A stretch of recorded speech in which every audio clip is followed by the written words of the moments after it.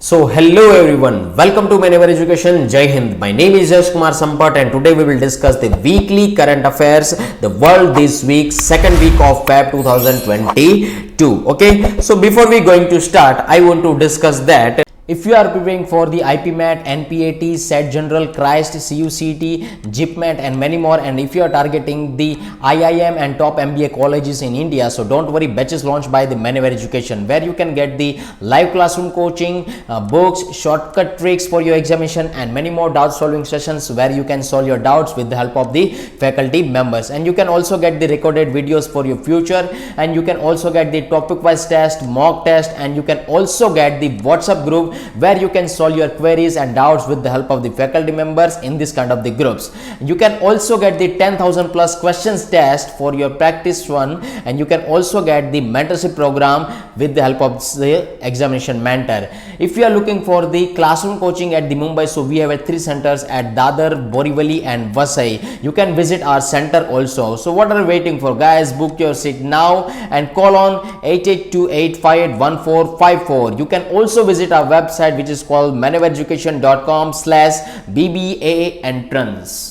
सो यहाँ पर दोस्तों आपका जो सेशन रहेगा, ये सेशन आपके क्वेश्चंस के रिगार्डिंग होगा विच is called weekly current affairs, and ये जो क्वेश्चंस है ये काफी हद तक पूछे जाने वाले क्वेश्चंस हो सकते हैं. So there is a most probable questions over here which is asked by the examiner. ठीक है, तो ये चीज आप लोगों को यहाँ पर याद रखनी है. So let us discuss the first question over here.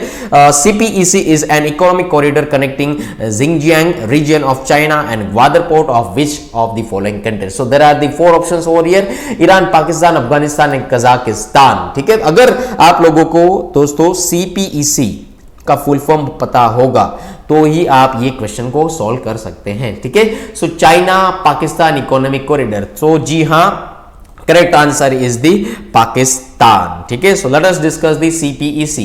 China Pakistan economic corridor is a 3000 kilometre long route of infrastructure project connecting China's northwest Xinjiang Uyghur Autonomous Region and the Gwadar port in the western province of Balochistan in Pakistan. So दोस्तों ये है हमारा प्यारा सा भारत, ये है अफगानिस्तान और ये है पाकिस्तान और ये है चाइना. ठीक है, चाइना का के पास जो है कशगार का रीजन है, वहां से लेके पाकिस्तान का जो पोर्ट है which is called the Gwadar port, तो वहां के बीच में जो रास्ता बनाया जाएगा विच is called the long route, जो 3000 किलोमीटर लॉन्ग रहेगा. सो that is called the China Pakistan economic corridor. तो यहां पर एक चाइना की और पाकिस्तान की स्ट्रेटेजिकली मूव है अगेंस्ट द इंडिया, हमारे भारतीय प्यारा से भारत के खिलाफ. ठीक है, तो ये चीज आप लोगों को याद रखनी है. And it is a second phase of the USD about 60 billion China Pakistan economic corridor. ठीक है, तो पाकिस्तान ने रिसेंटली उसको साइन किया है. Okay, let us discuss the next question. Which is the venue of the Nehru trophy boat race in 2022? So there are the 4 options over here: UAE, Sri Lanka, Maldives and मेरूट्स. ठीक है, तो यहां पर नेहरू ट्रॉफी बोट रेस जो है, ठीक है, ये एक स्नैक बोट रेस मानी जाती है. ठीक है, तो करेक्ट आंसर पहले देख लेते हैं क्या हो सकता है. कमेंट सेक्शन में आप आंसर भी कर सकते हैं. ठीक है, सो correct answer is the UAE. ठीक है, यूनाइटेड अरब इमिरेट्स. अब यहां पर ये जो नेहरू ट्रॉफी बोट रेस, उसको नेहरू क्यों कहा जाता है? क्योंकि ये जो बोट रेस है ये केरला के अंदर होती रहती है. ठीक है, if you visit at Kerala, अगर if you travel at Kerala, तो ये चीज आप लोगों को देखनी चाहिए. टाइगर श्रॉफ की एक मूवी आई थी. ठीक है, तो वहां पर उस मूवी के अंदर ये सीन भी दिखाया गया है. स्नैक बोट रेस इसको कहा जाता है. जवाहरलाल नेहरू जो हमारे फॉर्मर प्राइम मिनिस्टर हैं, उन्होंने 1952 में केरला विजिट किया था. उसके बाद इस ट्रॉफी का नाम हो चुका है नेहरू ट्रॉफी बोट रेस. ठीक है, और केरला का जो रीजन है इंडिया के अंदर स्टेट ऑफ केरला. ठीक है, और केरला के अंदर होते हैं एक सिटी डिस्ट्रिक्ट जिसको बोला जाता है अल्पुजा, जिसको हम लोग कहते हैं LAP. ठीक है, तो LAP के अंदर इसको ऑर्गेनाइज किया जाता है और ये बोट रेस जो है काफी हद तक फेमस है केरला के अंदर. ठीक है, आइए मैं उसका एक आप लोगों को वीडियो दिखा देता हूं. उससे पहले एक एक चीज मैं डिस्कस करना चाहूंगा कि नेहरू ट्रॉफी बोट रेस जो है उसको कहा जाता है वल्लम कल्ली, ठीक है, स्नेक बोट रेस, जिससे मैंने आप लोगों को कहा। And you have to also remember this kind of the thing which is called the Ramsar convention, ठीक है, जो 2002 के अंदर इसको इंक्लूड कर लिया गया वेटलैंड्स ऑफ इंटरनेशनल इंपोर्टेंस के तहत, ठीक है। And there is a second largest Ramsar site in India and first जो है वो है सुंदरबंस, जो कि वेस्ट बंगाल के अंदर है। So you have to remember this kind of the thing for your static GK and with respect to current affairs, okay. यहां पर आप देख सकते हैं ये एक स्नेक बोट रेस है। यहां पर सारे लोग जो एक ही डायरेक्शन में इसको हम लोग कह सकते हैं कि एक डायरेक्शन में मूव होने के लिए ये सारी की सारी प्रोसेस होती है और बोट आगे जाती है, ठीक है। So this is the snake boat race, ठीक है, केरला के अंदर अल्पुजा के अंदर होती है। Let us discuss the next question over here, okay. Which is the host country of the African union summit 2022? तो आप लोगों को मैं बता दूं कि एक अफ्रीकन यूनियन समिट हुई थी 2022 के अंदर। कोरोना वैक्सीनेशन की एक वहां पर मोटो था कि भाई कितनी वैक्सीनेशन हुई है, कितनी नहीं हुई है अफ्रीकन यूनियन के अंदर। सो यहां पर आप लोगों को बताना है कि अफ्रीकन यूनियन समिट जो है वो कहां पर हेल्ड हुई थी या होस्ट हुई थी, ठीक है। तो Zimbabwe, Mali, Ethiopia, South Africa, there are the 4 options over here and correct answer is the Ethiopia, ठीक है। इथियोपिया के अंदर इसको होस्ट किया गया था। यहां पर आप देख सकते हैं कि the African union summit 2022 recently begin in the AU headquarters. कहां पर है दोस्तों? इथियोपिया के अंदर, जिसको बोला जाता है एडिस अबबा, ठीक है। ये चीज आप लोगों को यहां पर याद रखनी है। And the summit was held amidst a range of military corps and the corona virus pandemic in the continent, okay. The 2 days summit थी, ठीक है, 2 दिन की ये समिट थी, हाँ 2 डेज की ये समिट थी। और साथ ही साथ वहाँ पर 6 कॉप्स और बाकी के पास्ट 18 मंथ्स के लिए जो अटेम्प्ट किए गए थे, ये चीज़ आप लोगों को याद रखनी है। और वैक्सीनेशन के जो लो रेट्स है उसके बारे में वहाँ पर बात की गई थी। एंड 55 मेंबर्स ऑफ AU, ठीक है। अफ्रीकन यूनियन के कितने मेंबर्स आए थे दोस्तों? 55 मेंबर्स वहाँ पर आए थे। And it will press to push for a ceasefire in host country Ethiopia where a 15-month war was has killed thousands of people and saved many more, ठीक है। तो यहाँ पर आप उसकी फोटो भी देख सकते हैं, ठीक है। 55 जो लीडर आए थे, अब कहाँ से दोस्तों? अफ्रीकन यूनियन से। सो यहाँ पर आप देख सकते हैं अफ्रीकन यूनियन का मैप, ठीक है। आइए देखते हैं next question. Sariska tiger reserve is located in which of the following Indian state of India, ठीक है। So there are the 4 options over here, Gujarat, Rajasthan, Punjab and Uttar Pradesh. सो यहाँ पर मैंने 2-3 दिन पहले ही आप लोगों को पूछा था कि सारिस्का टाइगर रिजर्व भी है और सारिस्का नेशनल पार्क भी है, ठीक है। तो सारिस्का नेशनल पार्क जो है वो कहां पर लोकेटेड है, ये भी मैंने आप लोगों को पूछा था। And Sariska tiger reserve located in which of the following state, ये भी मैंने आप लोगों को ऐसे ही पूछा था, ठीक है। तो यहां पर क्वेश्चन आ चुका है, आप लोग करेक्ट आंसर मुझे कमेंट सेक्शन में दे सकते हैं, ठीक है। सो correct answer is the Rajasthan. तभी भी बहुत सारे स्टूडेंट्स ने मुझे आंसर किया था कमेंट सेक्शन में और मैंने उनका रिप्लाई भी दिया था कमेंट सेक्शन के अंदर ही, ठीक है। So Sariska tiger reserve is located in the Rajasthan. और दोस्तों टाइगर रिजर्व जो होते हैं वो क्यों बनाए जाते हैं कि टाइगर की जो प्रजाति है उसको हम लोग अच्छी तरीके से एनहांस करें, हैबिटेट एटमॉस्फेयर प्रोवाइड करें, एक हैबिटेट मैनेजमेंट टाइगर्स के लिए बनाएं और साथ ही साथ यहाँ पर उसकी जो पॉपुलेशन है उसको हम लोग वाइल्ड लाइफ सेंचुरी में बढ़ाने की कोशिश करें। तो पर्टिकुलरली वहाँ पर जो एनवायरमेंट प्रोवाइड किया जाएगा इसके लिए टाइगर रिजर्व बिल्डअप किया जाता है, ठीक है। So let us show the picture of the Sariska national park और सारिस्का टाइगर रिजर्व, ठीक है। तो उसका ये राजस्थान के अंदर एंट्री गेट है, तो आप लोग यहां पर देख सकते हैं, ठीक है। Let us discuss the next question over here. India recently held a high level conference on renewable energy along with which block, ठीक है। तो सबसे पहली चीज renewable energy, okay, RE renewable energy. तो ये जो रिन्यूएबल एनर्जी है ये सोलार के हिसाब से भी हो सकती है, बायोमास के हिसाब से भी हो सकती है। सो ये आप लोग समझ सकते हैं, ठीक है। अगर मैं बात करूं कि सोलार एनर्जी को एनहेंस करना है तो solar energy also renewable energy, ठीक है। तो यहाँ पर एक कॉन्फ्रेंस हुई थी which is called the high level conference on renewable energy. तो यहाँ पर ये सारी की सारी समिट है, SAARC summit, ASEAN summit, BRICS summit और G20 summit. You have to give the correct answer from that, okay, so यहाँ पर आप देख सकते हैं, आंसर दे सकते हैं कमेंट सेक्शन के अंदर। सो correct answer is the Asian summit. Okay, तो आपका करेक्ट आंसर रहेगा एशियन समिट। तो एक से बार देख लेते हैं उसका थीम क्या था, मोटो क्या था। ठीक है, so Asian India high level conference on renewable energy experience and innovation for the integrated renewable market. ठीक है, तो यहाँ पर उसकी एक थीम आप लोग याद रख सकते हैं।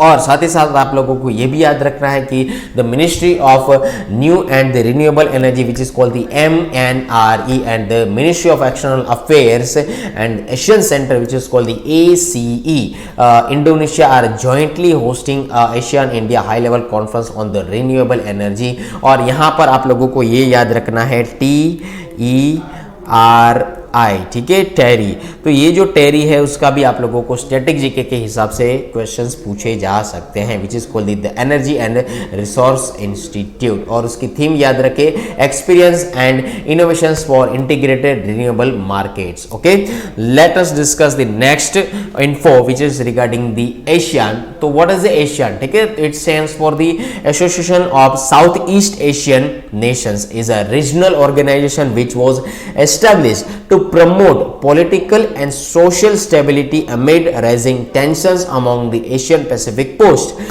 colonial states। ठीक है, Asian Pacific post colonial state के बीच में जो टेंशन क्रिएट होता है which is called the politically aspect और सोशल एस्पेक्ट, तो वहां पर स्टेबिलिटी लानी है, तो ये है आसियान। ठीक है, उसका मोटो है one vision, one identity and one community. ठीक है, तो ये चीज आप याद रखें। और एशियन सेक्रेटरीट कहां पर है? जकार्ता, इंडोनेशिया के अंदर। सो एशियन समिट के अंदर 10 members include है।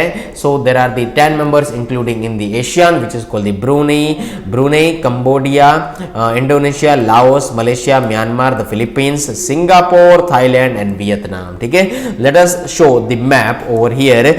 Myanmar, Thailand, Cambodia, Malaysia, Singapore, Indonesia, Brunei, Vietnam, Laos and Philippines. ठीक है, तो ये आप लोग स्ट्रेटेजिक जीके के हिसाब से ये सारी की सारी चीजें याद रख सकते हैं। Okay, let us discuss the next question.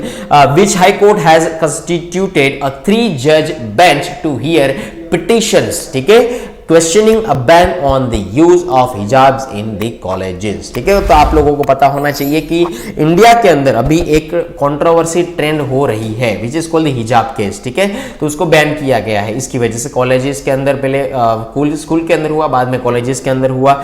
ठीक है, तो कौन से स्टेट में हुआ था? तो भारत का जो हमारा प्यारा सा स्टेट है which is called the Karnataka. ठीक है, तो वहां पर ये सारी चीजें हुई थी। तो correct answer is the Karnataka. यहां पर आप देख सकते हैं high court of Karnataka and the हिजाब केस। तो ये हिजाब क्या है? एक ट्रेडिशन है हमारे मुस्लिम भाइयों का, भाई बहनों का। तो यहाँ पर उन लोगों को ये ट्रेडिशन है, पहनावा होता है। तो यहाँ पर ये कंट्रोवर्सी आप लोगों ने देखी होगी, बहुत सारे आर्टिकल्स भी पढ़े होंगे, बहुत सारे वीडियोस भी देखे होंगे। अभी देखते हैं क्या आगे हाई कोर्ट का डिसीजन आता है। ठीक है, so Karnataka high court chief justice constituted a 3 जज bench including himself to hear a batch of petitions questioning a ban on the use of hijab in a few pre university colleges in the state. ठीक है, तो ये चीज आप लोग यहाँ पर याद रख सकते हैं। आप लोगों को मुझे कमेंट सेक्शन में ये बताना है कि कर्नाटक का कौन सा रीजन है, कर्नाटका का कौन सा रीजन है जहां पर ये सारी कंट्रोवर्सी हुई है अभी। ठीक है, तो ये आप लोग कमेंट सेक्शन में मुझे आंसर दे सकते हैं। ठीक है, I am waiting for your answer in the comment section and I will give reply in the comment section. Okay, so let us discuss the next question over here. Scientist from which country achieved a milestone in nuclear fusion energy by generating 59 megajoule of sustained energy. तो दोस्तों मैंने आप लोगों को एक news बताई थी which is called the टोकामेक। ठीक है, टोकामेक।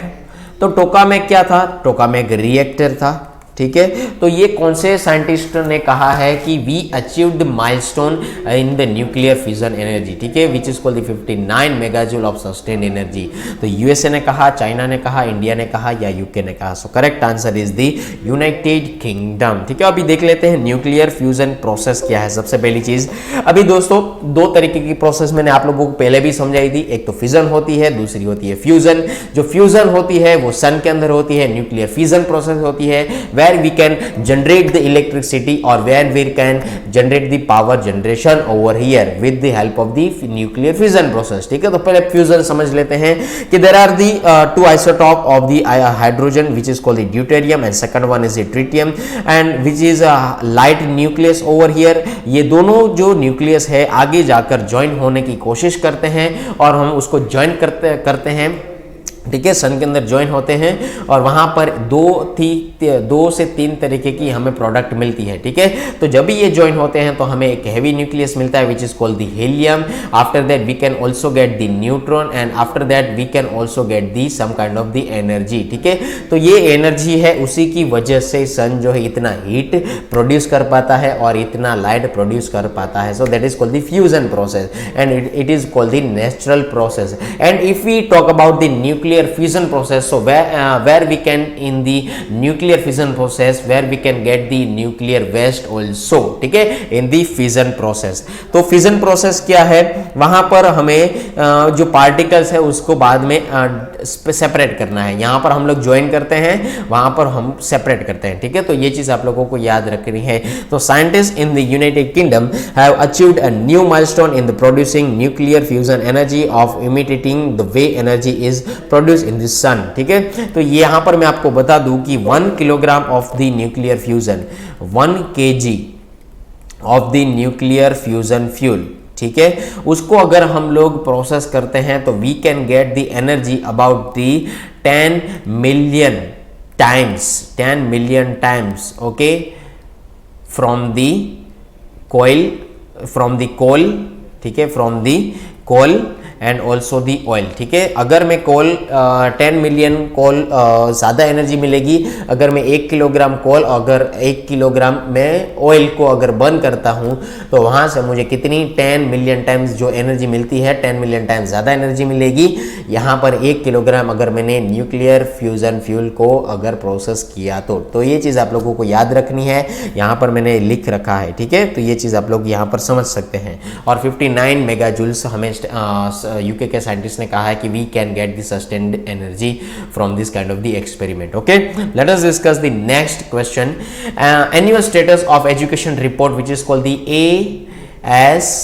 ASER is published by which of the following institution? NITI Aayog, प्रथम foundation, ministry of education and ministry of women and child development. तो सबसे पहली चीज समझ लीजिए कि ये जो रिपोर्ट है ये एजुकेशन रिपोर्ट है, ठीक है। तो यहाँ पर आप लोगों को पहले चीज ये समझनी चाहिए।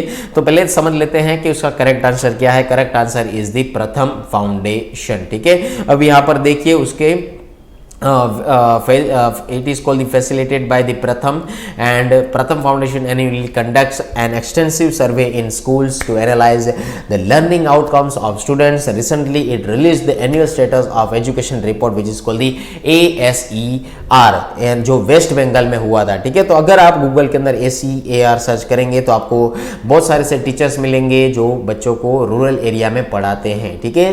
पेड़ के नीचे पूरे के पूरे बच्चे बैठे होते हैं, वहाँ पर बच्चों को पढ़ाया जाता है इसी प्रथम फाउंडेशन के तहत, ठीक है। So as per the report the basic reading and numerical abilities of the school children in West Bengal have reduced during the कोविड-19 विदाउट क्लासरूम्स, ठीक है। तो दोस्तों मैं एज अ टीचर आप लोगों को ये भी कहना चाहूँगा कि कोविड-19 का जो सिनेरियो था वहाँ पर जो स्कूलिंग का जो सिस्टम था वो पूरा का पूरा डिक्रीज हो चुका था, क्लासरूम बंद हो चुके थे कोविड-19 के दौरान। तो उसके दौरान वहाँ पर बच्चों की जो मेंटल ग्रोथ होनी चाहिए वो काफ़ी हद तक रुकी हुई थी, ठीक है। तो स्कूल का माहौल मिलने की वजह से ही we can get this kind of the skills and this kind of the abilities over here, ठीक है।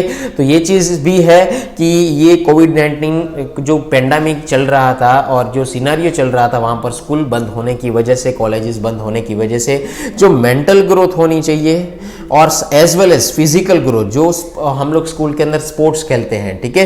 तो ये जो स्पोर्ट्स स्कूल के अंदर हम लोग स्पोर्ट्स खेलते हैं ये काफ़ी हद तक रोल प्ले करता है हमारे पर्सनल डेवलपमेंट डेवलपमेंट में भी, हमारे फिजिकल डेवलपमेंट में भी, और साथ ही साथ और as well as mental development में भी, where you can get the mental ability, physical ability and you can also get the sports ability, ठीक है। पर ये जो चीज थी पेंडेमिक के दौरान, उसमें कहा गया है कि भाई इस रिपोर्ट के तहत ऐसा ही कहा है कि वहां पर numerical ability and reading ability, जो which is called the basic reading ability, वहां पर गिरावट आई है कोविड-19 पेंडेमिक के दौरान वेस्ट बंगाल के अंदर, ठीक है। ऐसा रिपोर्ट कहती है, ठीक है, which is called the annual status of education report, ठीक है। तो दोस्तों आप लोग ये याद रखिए। नेक्स्ट क्वेश्चन को डिस्कस करते हैं। India first bullet train station will come up eight which place, ठीक है, कहां पर आने वाली है, ठीक है।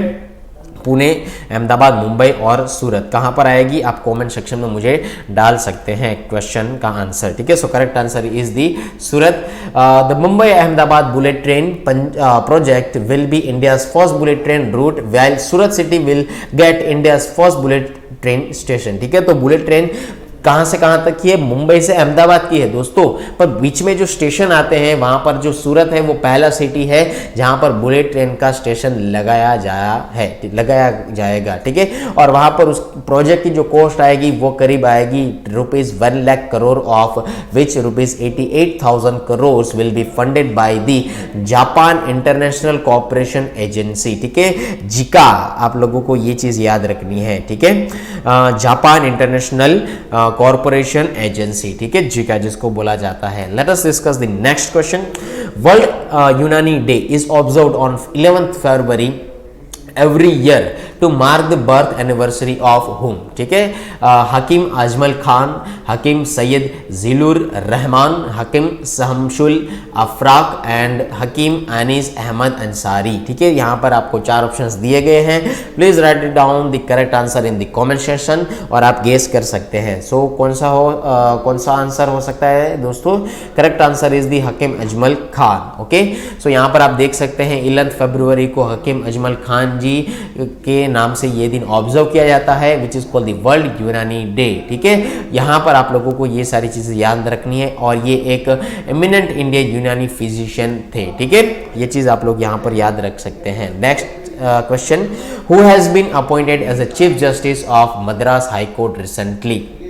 मद्रास हाई कोर्ट के चीफ जस्टिस कौन अपॉइंट हुए हैं आप लोगों को बताना है। मुनीश्वर नाथ भंडारी, विक्रम सोबती, रोशन सिंह एंड विनीत कुमार वर्मा, ठीक है। सो करेक्ट आंसर हो सकता है मुनीश्वर नाथ भंडारी, ठीक है। ये है उसकी photo. So justice of the Madras high court Munishwar Nath Bhandari had taken over the active chief justice of the Madras high court after the transfer of justice Sanjeev Banerjee the Meghalaya high court in November last year, ठीक है। तो आप लोगों को सिर्फ यही याद रखना है फॉर योर स्ट्रेटेजी के point of view, high court Madras high court के चीफ जस्टिस कौन नियुक्त हुए हैं या अपॉइंट हुए हैं? मुनीश्वर नाथ भंडारी, ठीक है। Let us discuss the next news. Which country is host of one summit which was seen in news recently? कौन सी और कंट्री ने वन समिट को लॉन्च किया है या होस्ट किया है, ठीक है। US, France, Russia, China. So correct answer is the France. अभी ये वन समिट है, उसका पोस्टर समझ लीजिए। 9, 10 एंड 11 फरवरी को हो चुका है, और ये जो है फ्रांस के द्वारा ऑर्गेनाइज किया गया था and cooperation with the United Nations and the World Bank. तो ये चीज आप लोगों को याद रखनी है। And India also supported to the French initiative which is called the high ambitions coalition of biodiversity beyond the national jurisdiction. And हमारे प्रधानमंत्री साहब ने भी इसको अटेंड किया था, इस कॉन्फ्रेंस को, और कहा था India is committed to eliminating single use of plastic, ठीक है। ऐसा नरेंद्र मोदी साहब ने कहा था। ये चीज आप लोग यहाँ पर याद रखें। Let us discuss the next news.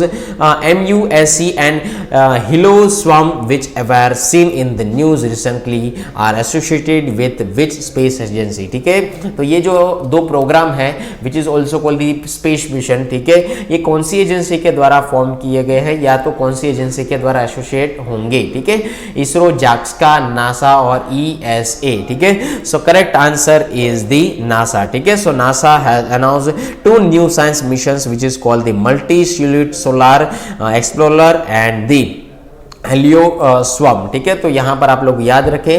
And दूसरी चीज यहाँ पर उन्होंने ये जो मिशन है उसका एम क्या है स्टडी करने का, the sun's corona and the also measuring the magnetic field of the solar wind, उसकी मैग्नेटिक फील्ड जो है सोलर विंड की उसको मेजर करने का यही एक मुख्य उद्देश्य है। And the NASA earlier announce the largest observation done by the Parker solar probe on its way to the sun, ठीक है। और दोस्तों आप लोगों को मुझे ये बताना है कि रशिया की कमेंट सेक्शन के अंदर आप लोगों को मुझे ये बताना है कि रशिया की ऐसी कौन सी स्पेस एजेंसी है, ठीक है, और उसका नाम आप लोगों को मुझे कमेंट सेक्शन में डालना है। रशिया की कौन सी स्पेस एजेंसी है, ठीक है। जैसे कि इंडिया की है इसरो, नासा की अमेरिका की है नासा, तो रशिया की कौन सी है ये आप लोगों को मुझे कमेंट सेक्शन में बताना है। Is it clear? Done. Late us discuss the next question. The 45th International Kolkata Book Fair will start from 28 February 2022. The focal theme country this year, ठीक है। तो फोकल थीम जो है कंट्री की वो कौन से कंट्री की रहेगी, ठीक है, म्यांमार, बांग्लादेश, भूटान या पाकिस्तान। सो करेक्ट आंसर इज दी बांग्लादेश। यहाँ पर आप फोटो भी देख सकते हैं बांग्लादेश, ठीक है। तो 45th international Kolkata book fair will start from February 28 and will go on till March 13, ठीक है। 28 फरवरी से लेके 28 फरवरी से लेके 13 मार्च तक ये चीज़ रहेगी, ठीक है। तो ये चीज़ आप लोग यहाँ पर याद रखें। Let us discuss the next one. India's first commercial scale biomass based hydrogen plant will come up in which state, ठीक है। उत्तर प्रदेश, मध्य प्रदेश, राजस्थान और Gujarat. So correct answer is the Madhya Pradesh. Biomass based क्या होता है कि there are the some kind of the waste, living beings जो होते हैं उसके वेस्ट होते हैं, ह्यूमन बींग्स जो है उसके भी वेस्ट होते हैं, ठीक है। तो एनिमल के जो वेस्ट होते हैं ये सारी चीज़ें, बाद में एग्रीकल्चर वेस्ट होते हैं, ये सारी चीज़ों को मिलाकर एक खड्डे में डाला जाता है, वहाँ से एक पानी भी डाला जाता है, वहाँ पर प्रोसेस होती है, वहाँ से एमोनिया जनरेशन होता है and which is called the hydrogen plant, ठीक है। एमोनिया, हाइड्रोजन, ये सारी चीज़ें वहाँ से निकलती है जो बाद में आप लोगों को हेल्प करती है एक फ्यूल के तौर पर, ठीक है। So there is also called the natural fuel, natural gas, ठीक है। सो ये मध्य प्रदेश में एक ऐसा स्टेट बना है, एक ऐसा स्टेट है जहाँ पर इंडिया का पहला commercial scale which is called the bio mass based hydrogen plant लगाया जाएगा, ठीक है। यहाँ पर आप देख सकते हैं मध्य प्रदेश कहाँ पर है, आप देखिए, और उसका लोकेशन भी देखिए भारत देश के अंदर, ठीक है। बहुत सारे स्टूडेंट्स को लोकेशन ही नहीं पता होता कि भाई इंडिया के अंदर कौन कौन से स्टेट कहाँ पर लोकेटेड है, ठीक है। सो यहाँ पर आप ये चीज देखिए और समझे कि there is a Madhya Pradesh, okay. India's first commercial scale biomass based hydrogen plant will come up at the Khandwa district of Madhya Pradesh, ठीक है। यहाँ पर बायोमास देख लीजिए कि सीवेज जो है, ठीक है, जो इसको हम लोग ड्रेनेज सिस्टम बोलते हैं, इंडस्ट्रियल वेस्ट होते हैं, एनिमल वेस्टेजेस होते हैं, एग्रीकल्चर वेस्ट होते हैं, फॉरेस्ट के वेस्ट होते हैं, ह्यूमन बीइंग वेस्ट होते हैं, ये सारी चीज़ें एक जगह इकट्ठा की जाती है which is called the biomass. Gasification वहाँ से प्रोसेस होती है और वहाँ से हाइड्रोजन हमें प्राप्त होता है, ठीक है। ये चीज़ आप लोग यहाँ पर याद रखें। Late us discuss the last question from this session, ठीक है। Senior bureaucrat Dash has been appointed as a chairman of staff selection commission, ठीक है, SSC। अभी यहाँ पर मैं आप लोगों को पहले चीज ये बताना चाहूंगा कि SSC which is called the staff selection commission, ठीक है, जो एक गवर्नमेंट बॉडी है, ठीक है, उसके द्वारा गवर्नमेंट जॉब में आप इंक्लूड हो सकते हैं। एक एग्जामिनेशन होती है और उसके अंदर इनकम टैक्स की एग्जामिनेशन होती है, कस्टम ड्यूटी की एग्जामिनेशन हो सकती है, यानी कि वहां पर आप लोगों को ये पोस्ट मिल सकती है और पुलिसमैन की भी एग्जामिनेशन होती है, ठीक है। सो शिव, उसके पहले बात कर लेते हैं कौन नियुक्त किए गए हैं चेयरमैन, ठीक है। बाद में मैं आप लोगों को एसएससी के बारे में बताना चाहूंगा, ठीक है। शिवकांत गौतम, विक्रमादित्य सिंह, एस किशोर और Rohan Verma. So correct answer is the S Kishore, ठीक है। यहाँ पर आप समझ सकते हैं, उसका फोटो भी देख सकते हैं, सीनियर ब्यूरोक्रेट एस किशोर, ठीक है। अभी मैं बात करता हूँ एसएससी के बारे में, स्टाफ सिलेक्शन कमीशन। तो स्टाफ सिलेक्शन कमीशन के अंदर बहुत सारी पोस्ट निकलती है और दूसरी चीज वहां पर आपको एक एग्जाम देना होता है, बाद में आपका एक मेरिट लिस्ट आता है, बाद में आपको एक पोस्ट प्रोवाइड की जाती है, बाद में आपको ट्रेनिंग प्रोवाइड की जाती है। After that you can join your job, ठीक है। सो मैनेवर education also conduct this kind of the session regarding the staff selection commission. ठीक है, so we have also one YouTube channel which is called the Maneuver Government Exam. ठीक है, so यहाँ पर आप लोग अगर सर्च करेंगे YouTube के अंदर तो वहाँ पर मिल जाएगी. So where you can get the regular updates regarding the current affairs which is helpful in the government jobs. Okay, like the IBPS examination and SBI examination, RBI examination, okay, SSC CGL examination. ठीक है, staff selection commission जिसकी हम लोगों ने अभी बात की. ठीक है, SSC CGL, ठीक है, और CHSL भी आती है. ठीक है, तो बहुत सारी ऐसी जो एग्जामिनेशन है जो गवर्नमेंट एस्पेक्ट से काफ़ी हद तक इम्पोर्टेंट है. And after the clearing your examination you can get the government jobs. ठीक है, with respect to the officer level and as well as the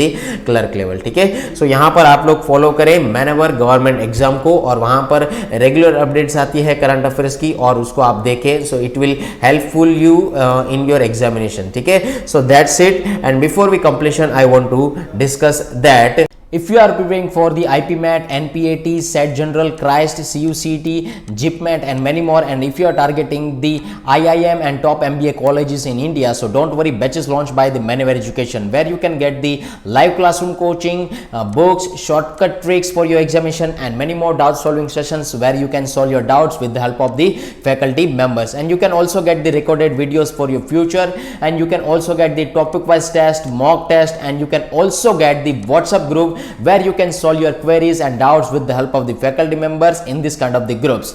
You can also get the 10,000 plus questions test for your practice one, and you can also get the mentorship program with the help of the examination mentor. If you are looking for the classroom coaching at the Mumbai, so we have 3 centers at Dadar, Borivali and Vasai. You can visit our center also. So what are you waiting for, guys? Book your seat now and call on 8828581454. You can also visit our website which is called maneuvereducation.com/BBA entrance.